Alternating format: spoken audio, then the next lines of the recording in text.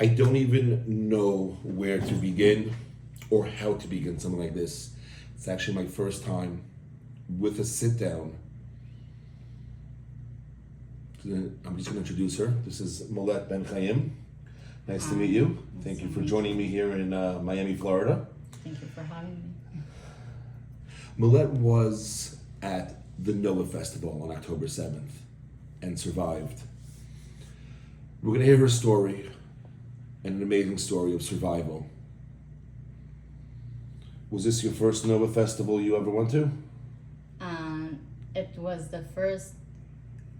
It was the first festival of a kind because we had a combination of the Universal Parallel with the production of the Nova. So it was the first time of doing it in Israel, but not my first festival of trance music. Okay, so let's talk a little bit about the festival itself. Okay. October 7th was a Saturday. When did you actually get to the festival? You were there all night? I arrived around 2 a.m., so between Friday and Saturday. It started, at the night before and was supposed to go on until the afternoon of the day after. Okay. You're at the festival. It's October 7th. Tell us what happened that morning. Okay. So it was a very great festival. We had a lot of fun. We felt very safe, very joyful. And then at 6:30 the music stopped, and we noticed that there is a massive barrage. We just saw tons of rockets flying above our heads. And the first few minutes, being Israeli, kind of mean you're used to it. And so we thought, okay, we're gonna lay down on the ground, cover our heads because that is the protocol, and maybe resume to the party. But after 10-15 minutes, we understood this is nothing like the usual rockets that are from time to time being shot at us. And we decided to escape. A lot of people try to escape at the same time. You can imagine we're over 3,000 people. And when you say we, who were you there with at the festival? Who did you go with? 4 other friends.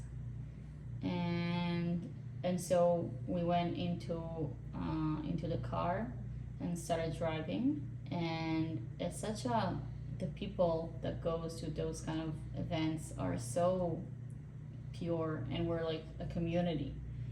And I could really feel that because when we were trying to escape, I was trying to take like a side road kind of to not interfere anyone, but it felt like everybody has the same idea. Like nobody wants to cut lines. It's so, on one hand it's so chaotic, but then on the other hand so civilized and so thoughtful. And I was able to get us to a road, 232, right outside of the party zone. And I was trying to go one way, but then after a minute I had to stop because all the cars stopped since the terrorists waited on that end and just started shooting the cars. I was doing a U-turn and trying to go to the other way, but after 2 minutes of driving, again I had to stop for the same reason. So the terrorists, they knew that we have only this one road to go out from, and they waited on both ends and started to just close on to us. At this point, did you see them? No, I don't see them yet. I just hear them, and I can't get any further because all the cars are stopping because the first cars are not able to move because they were shot. And so we decided to ditch the car and run towards the fields. We knew there were only terrorists because, the IDF does not use automatic mode on the weapons since it's so brutal. And we only heard automatic mode. We didn't hear any single gunshot. And we thought that we just saw the sunrise, which means if we're gonna run towards the sun, that would be the opposite side of Gaza. So we tried to go, but we couldn't really get everywhere you go, you see people screaming and running that there's terrorists shooting at them and we need to go to the other direction, and you find yourself kind of going back and forth in between terrorists. Now, at a certain point, we saw this group of soldiers. We thought, okay, so we're gonna run towards them. But then we noticed that they're carrying RPGs, which is something in between a gun and a missile. And again, something that the IDF will never use, just like that walking. We do not aim RPGs at people. And so we realized they're terrorists. And now, At this point, did you call anybody? Did you have your phone with you, or in contact with anybody else outside your friend group that you were trying to escape with? we're still the same group, and hundreds of people in this very large open field. And the thing is, we had a lot of security guards in the festival, so we figured it's going to be over soon. And I did text my family that I love them, but I didn't want to say anything further because I didn't want to concern them. And you don't really have the time to talk to anyone. You just run, because the bullets, you can hear the whistles. It's like it's on you. And when we saw the terrorists with the RPG, we're trying to escape them, and you start to see people falling down. They had snipers, and it was terrible scene. It's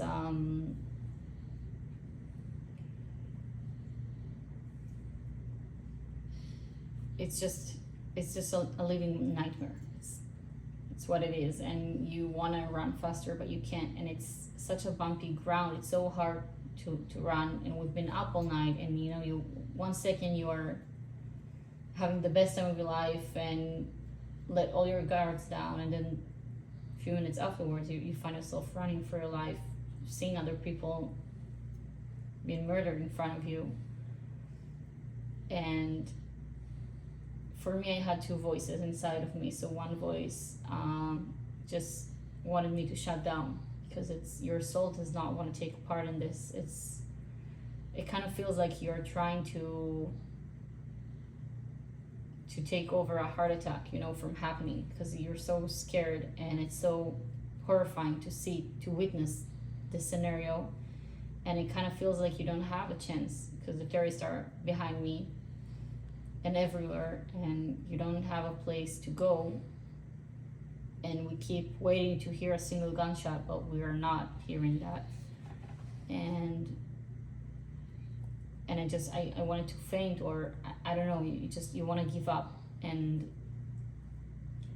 luckily I had another voice in me that told me that there's no use in being scared right now, because the situation is bad, but I don't have any control over it. What I do have control over is myself, and I gotta keep trying to just run and find a place to hide. And So what you're saying is that, unfortunately, as people were being shot at and were being murdered right next to you, you just kept running. yeah, You and your friends just didn't stop. yeah, nobody stops. It's impossible, because the terrorists are everywhere. You can't even, it's even hard to grasp what you're witnessing. I kept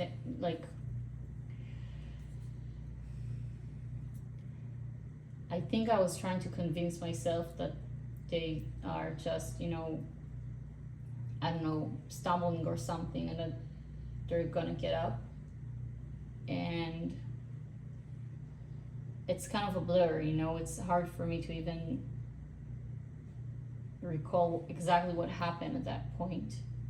And so at some point we're able to find this kind of like a valley with some plants in it. It's not too much, because it's kind of a desert kind of landscape. But we were there now, something like 10 people. And this one guy, he looks directly at me and he says that we're moving targets. And it's not that I didn't know that, but the moment he said it, like, it completely hit me that we do not have a way out. They're surrounding us. It's not going to be over soon. It's not a matter of trying to escape for a few minutes, for a few hours. It's like that's the situation. We're trapped. And so what we thought was, okay, if we're moving targets, we cannot stay all together. They're gonna find us like that. So we have to split. And so we did. We all just kept running different places, and me and the girls that I came with, the guys, they kept going. They didn't like even notice that we were doing something different. They kept going until that point. We were running for 2 hours. Oh wow. Yeah, it was, for me it felt like a few minutes, but later on I discovered that we were actually running for a very long time. And at that point, you were still hearing gunshots? All the time. Throughout my entire story, I was hearing gunshots. Oh wow. They kept going for another 2 hours. They were somehow able to dodge all the bullets and to get to Patish, which is a village nearby. But of course we didn't know that. We just, me and the girls, we did something between crawling and running along this valley, and we found this kind of low tree that we decided to crawl under and try to hide. It's not ideal. There's no actual place that you can really hide. We tried to cover ourselves with some leaves that we saw there, and so it's me, 2 girls that I came with, and another girl that somehow joined us at this point. So there's 4 of us, and we're lying there, and we tried to call the police at this point, but they didn't answer. And then I realized I have to reach out to my family and ask for help. And so I send them our location. And you're down south near Re'im and that whole area over there. Your family is living where? Where are they located? In Jerusalem. I send our location, and I said that I'm here with 3 other girls, and we're in danger, and we need help. I didn't want to specify, too much, again, not to worry them, but they just try to, to work on a network of finding someone that can help us. And I think after like half an hour, the police finally answered, and they told us that they're sorry, but we're on our own and we should hang in there, and once it's over they can come and pick us up. And we're trying to explain to them that we are hearing the terrorists right now, we're being shot at, and we're not gonna make it if they're not gonna come and help us. And they said that they're sorry, but the situation is too severe, in the villages nearby and all the kibbutzim. Did you have any idea what was going on in the kibbutzim and the other villages surrounding? Just when they told us. Until that point, we did not imagine that this is the situation. I don't think anyone could predict that scale of terror attack. And then we realized that the situation is far worse than what we thought.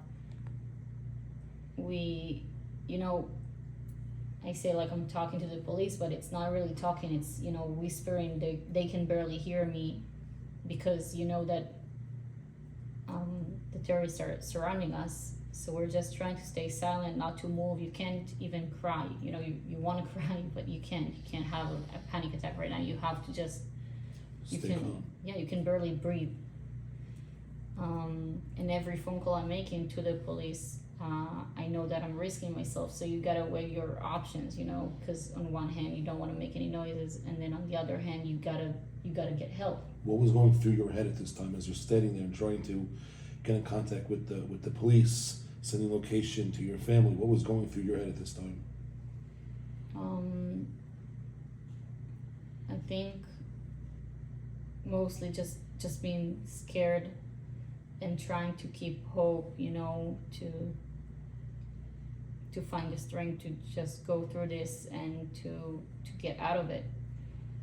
And the shooting keeps getting closer and closer, until at one point we can hear them walking and talking and laughing, which for me was the most terrifying moment, because to hear them laugh, to know that there is people that can be so cruel that they can do this atrocities and laugh at the same time, it's so Like, this is why they call them terrorists, because they terrorize you. It's to witness this. And that's what they were doing.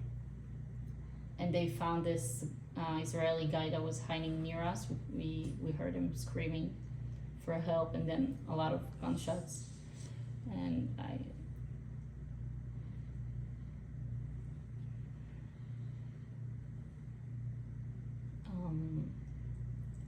and then we saw two of them, and at that point I just started to pray that a rocket will hit me, because I told you before that this is a very unique kind of event, and a safe environment, and that also meant that the way we were dressed is, for me, that is an outfit that I will never wear to any other occasion, but I know that I will never be harassed or objectified in any way. And I was looking down on my body in this outfit. We're all dressed, in this kind of festival outfit kind of way. And for me, it was, I hated myself, because I kind of felt like we're dressed up for them. And,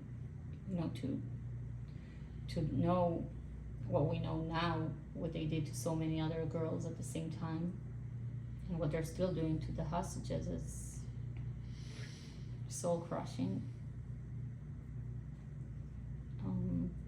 But with a crazy miracle, they just didn't notice us. They didn't see us. They kept going. But at that point, I lost hope. You were in bushes. Where were you hiding in exactly? What type of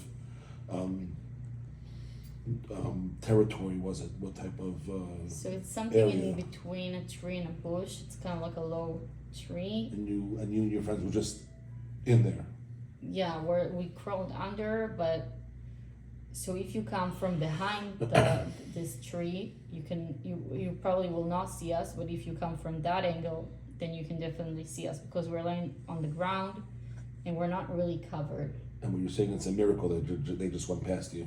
Yeah, because they came, if this is the valley and we're here, they came from that way and they kept going like that, so we can see them facing the other direction. So you did see them? Yeah, I did. But how many were there? I saw two, but we heard more. I can only imagine. You saw two pass you by? Yeah, they kept going. So I don't know even if to call it a valley or a ditch or what. It's like 1 meter lower than the ground that they were standing on. So they were a bit higher than us. And luckily they just didn't move their heads. That moment you stay so silent, it's like you really don't breathe. And you're just watching them pass by. Yeah. Just hold your breath and pray, and luckily they just moved on.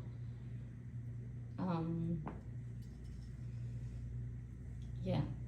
And well, I had my younger brother sending me a text message. He said that he trusts me over 100%. And I'm saying that just because I think it's important for all of us to know the impact of love and words, because seeing that message was everything I needed to remind myself of who I am, and that I have to get back. I have my siblings and I have to get back to them. How many siblings do you have? 6. Well, where are you on the... I'm second. You're the second, so you have an older... I have an older brother and then 5 younger siblings. Oh, wow. Yeah. And they gave you the words of encouragement to keep you strong. Yeah, actually the youngest brother, which is 10 years younger than me, and for me he's more like a son, more than anything, and I couldn't let him down. I had to be the big sister that he deserved to have. How long were you in this ditch? After you saw the two terrorists pass by, how much longer were you there? When they passed by, that was already 3 hours into laying down there, and we ended up being there for 6 hours. I tried to post on Instagram to get as many help as possible, and then somehow a girl that I don't know she somehow got my contact, and she sent me phone number of a guy named Rami Davidian. I don't know if you heard that name, but he's just a hero. He saved over 700. I met him a few weeks ago, maybe 2 months ago now, when I met him in New York. Amazing. Yeah, he was in. I was actually at the same time at New York. I saw him in New York. I saw him in New York. I heard the story. It's crazy. He's amazing. Really. So he was looking for us, but he couldn't find us for a very long time. And eventually, I saw I have 3% of battery left. Throughout this entire occasion, I'm trying to save battery and to only use my phone for for getting us help. It's very hard because obviously a lot of people are trying to reach out to you, but more than that, I'm saying now everything from the perspective of now, so we know that we made it and we know how long it took, but living that, you never know when will be your last minute, and it's very hard not to use your phone to just text to everybody you know that you love them and to have like final words with your family and loved ones. For me, I thought, what can I say in a sentence to my family that will be good enough?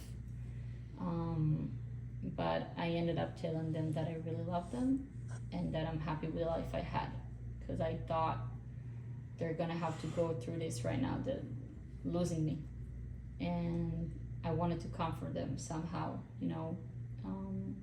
I thought maybe that can help them, maybe to know that I'm happy, at least with what I had. And I was truly happy.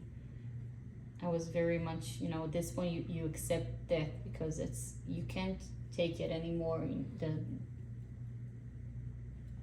Expecting all the time to be rescued and not see that happening, you stop hoping in a way. But I had 3% of battery left, and I asked Rami not to give up on us. I told him I'm gonna stay here. I'm gonna turn off my phone now. So you were in contact with him. You messaged him. You WhatsApped him. Yeah, I'm talking to him. He's trying to find us. Yeah, but he can't for a very long time. And then I noticed while talking to him, I noticed I have 3% left. I told him I'm gonna turn off my phone. So what you're telling me is that you're one of the ones that Rami saved. Well, half. Half. Let's say the other half. Yeah, so he said he was amazing. He said he's going to honk the horn of his car until he finds us. That way we can know, even if I don't have my phone, we can know that's him. Because you never know. If you hear cars, you don't know if you need to hide because they're terrorists, or it's someone, or if it's someone that will try to rescue. So yeah, all the other girls, they had their battery gone way before that, and so we're just laying down there. We don't have phones anymore, and we are just praying and hoping that he will find us, kind of our last hope. And after half an hour from the point where I turned off my phone, we suddenly hear a car, and I'm trying to turn on my phone again, and luckily I still had 2% left, and I'm calling him and I'm trying to understand if that's him, and we understood I have to get out of the hiding place because it's not gonna find us like that. And it's terrifying because I told you the whole time you hear gunshots around you, and once you're out, you're exposed to so many scary things. But I kept calculating everything in my brain, and I thought this is our best chance of surviving. And so I just started to crawl outside, and I'm crawling and I'm trying to get to this kind of like a path that a car can go, and I'm trying to find him, and I see this one car, and the car is moving really fast, and I thought that can't be him because it's gonna drive slow trying to find us. But for some reason I had a good feeling about that car, and I'm trying to squeeze my eyes and like see what's going on there, and I saw a sticker in Hebrew on that car. So I'm raising my body for like 2 seconds, hoping that the car will notice us, and going back down. and luckily they did notice us. They came back, and in that car was Leon Bal, which is another hero that voluntarily decided to go in and rescue people. The second we got into his car, my phone died. It was really crazy. This entire day, it's just miracles and miracles. Like one next after the next for your survival. Really. And he, in his car, we saw a lot of other people from the party. So we're just like sitting on top of each other. And he was able to get us to Rami. That he was like a minute away. So like he saved us, but then also Leon Valde is like, it's hard to, it was teamwork. Yeah, definitely. A lot of angels. The people in the car who saved you, out of curiosity, were they armed? No. Well, I think they had maybe like, I think Leon had like a pistol. But they went in as angels, like you're saying, with maybe just a pistol against RPGs and automatic weapons. Yeah. To save.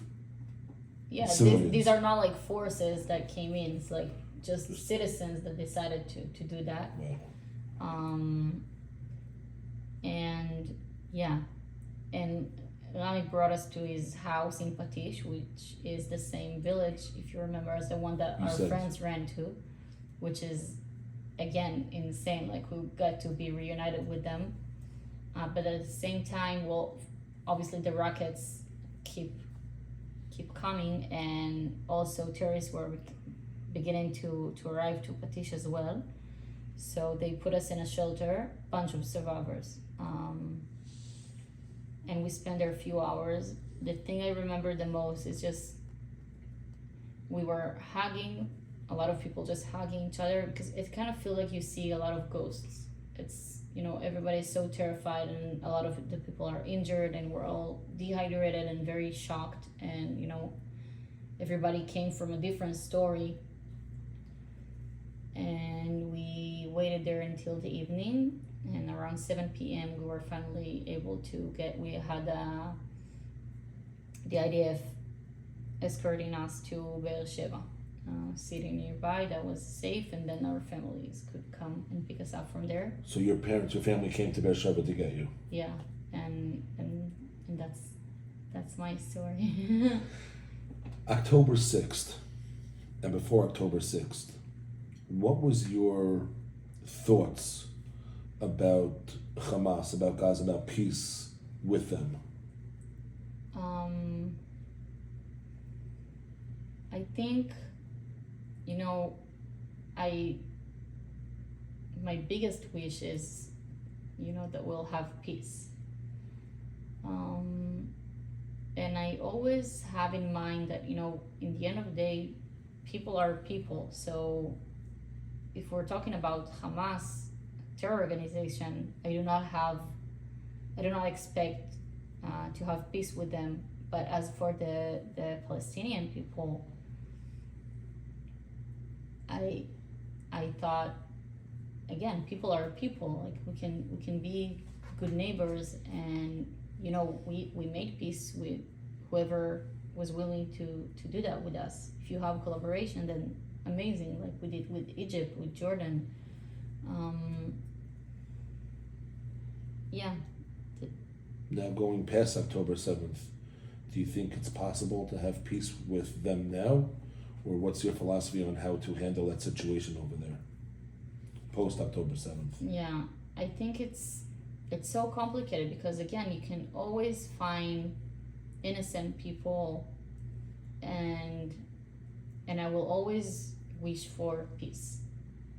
But at the same time, after those atrocities, you know, so many civilians went into Israel and did the most horrific things, and you know, the amount of hatred that they have is so hard. And I think as long as there is Hamas there, no peace can be achieved. And the most devastating thing is that people don't understand that doesn't mean that we are not pro-Palestine. that just mean that we're against terror organization. I think, not to go into if you're right wing or left wing in Israel and politically, but a lot of people throughout the past X amount of years have talked about how they indoctrinate their children, how they teach and educate their children. I don't think we ever wanted to believe it because we as a Jewish people look to have peace. Yeah. But with having the IDF in Gaza and what they found in the UNRWA schools and everything else, how they were teaching children, which then they grew up to be these adults, these citizens who came into Israel, to have such hate. Maybe if we get rid of that, then we have to start almost from scratch. And it might take X amount of years, whatever that X is, X amount of years, but wouldn't we like to think for that next generation that we could teach them to have coexistence, peace, and to sort of wipe away that hatred? I think it's a very, as you said, it's going to be a very complicated and long process, because when you have it in your educational system like that, and that is the problem when you have a terror organization that is ruling a place.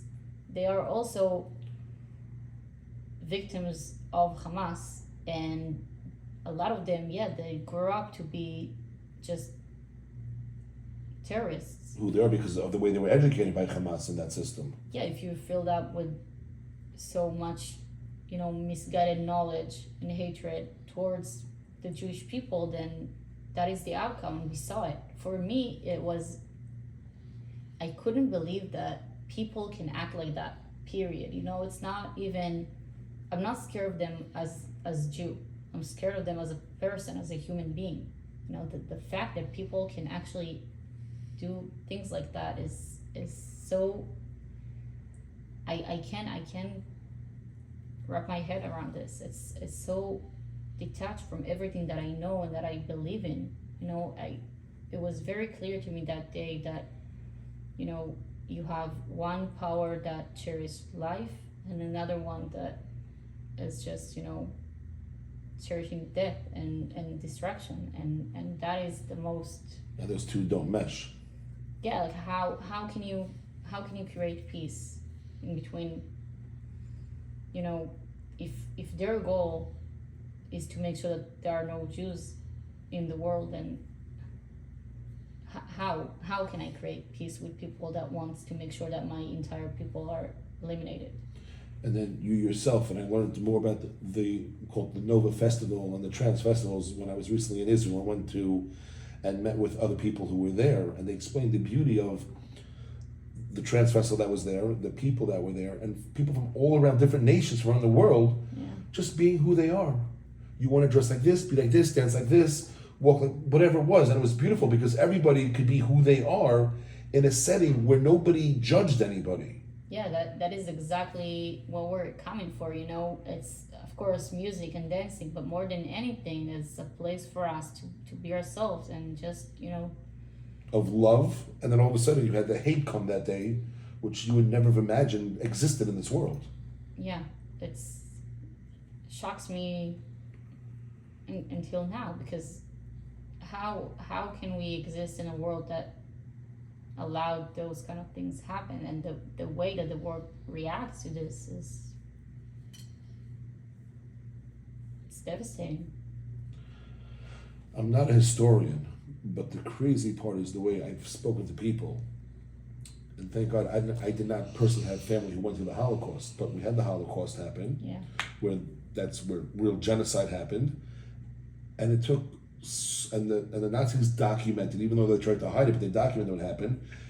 It wasn't the next day, it was years later that people were denying the Holocaust. The crazy part about what happened on October 7th, or one of the crazy parts in my opinion, is you had Hamas document everything, put it out on Telegram, on WhatsApp, on social media, and the next day you had people who were so hateful to the Jewish people, they denied it that ever happened. From not even 24 hours later. You just can't fathom. You don't understand how people could do what they did and then deny that this even actually happened. How does that even make sense? Yeah, for me, you can have whatever opinions you want to have regarding to the conflict, but October 7th is not political.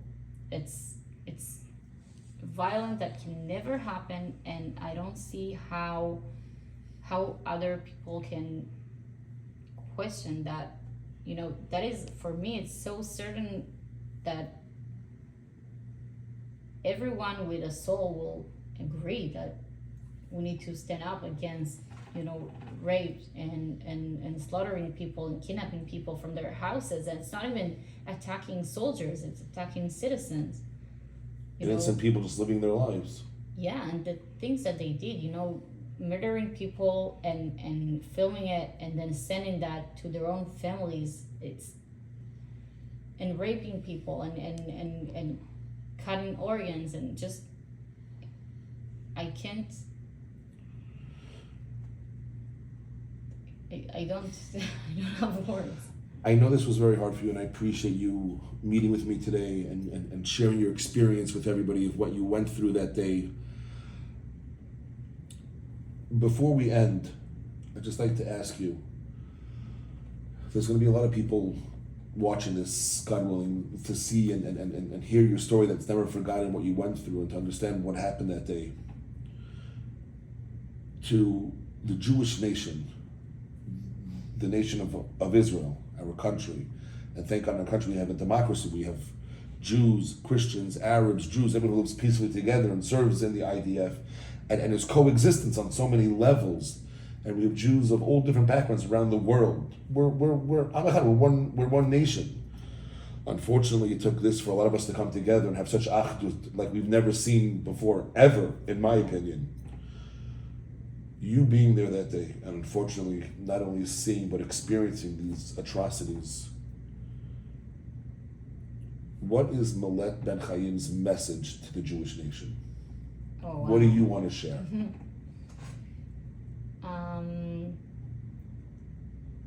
I think for me it's that love will win, and that there is this quote that I really like, and every talk that I gave I finish with the same one, so I'm gonna say it now as well. It's in Hebrew, so I'll translate. It says that there will not be a victory of light over darkness until we recognize the simple truth that instead of fighting darkness, we should turn on the light. And so for me, that is the message, to encourage us all to raise the light and believe in the good. This day cannot make us, less loving. If anything, to make us be more united, more loving, to make sure we are sticking to the good, and to just have faith that we will get through this, and hopefully recover from this as soon as possible. Millet, thank you for joining me today or this evening. I don't even know what to say. You are a survivor.